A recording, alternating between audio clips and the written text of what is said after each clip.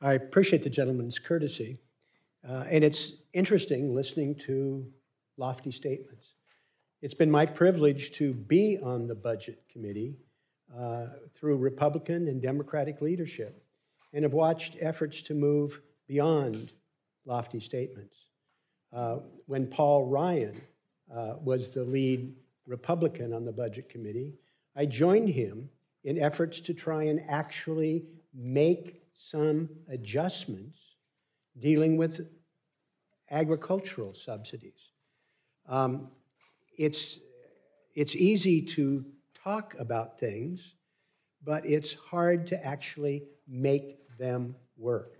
We have an opportunity on this committee to be able to start us down a path where we're actually going to make a difference. The majority assumes $1 trillion in savings through eliminating waste and fraud.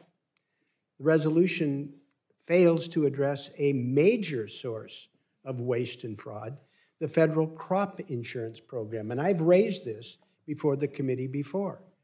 We're on track to spend $80 billion on crop insurance this decade. The price tag is only going to increase as climate change makes extreme weather and corresponding crop losses more frequent and intense. Yet there are no virtual guardrails on transparency requirements to ensure these public dollars are going to go to those who need them the most. I had a group of agricultural interests from Oregon yesterday who were lamenting the fact that the crop insurance program doesn't work for them because they have such a diverse agricultural base. The crop insurance subsidies go to only 20% of farmers who can afford to participate in the program. Smaller, more diversified farming operations can't qualify for coverage. And taxpayers just don't subsidize insurance premiums.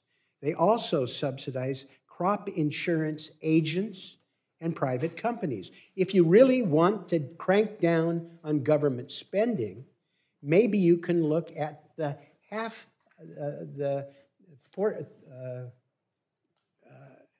the 1 in 3 crop insurance dollars that doesn't flow to a farm. It goes to an insurance agent or an insurance company. We guarantee crop insurance companies, half of which are foreign, a 14.5% annual rate of return. We guarantee that rate of return for these foreign countries. It's $2 billion a year in underwriting gains alone, profits for insurance companies. There are a few common sense improvements that would save billions of dollars, impact less than 1% of farmers, and protect taxpayers from government waste. This isn't just low-hanging fruit. This is picking the fruit up off the ground. So if we're going to move past rhetoric, and I really appreciate the way that my friend from Oklahoma framed it, here's an opportunity to move past rhetoric. Here's an opportunity to reform a crop insurance program that actually meets the needs of most farmers and ranchers instead of the small minority that can take advantage of it now. Cut back on the obscene guaranteed 14.5% profit.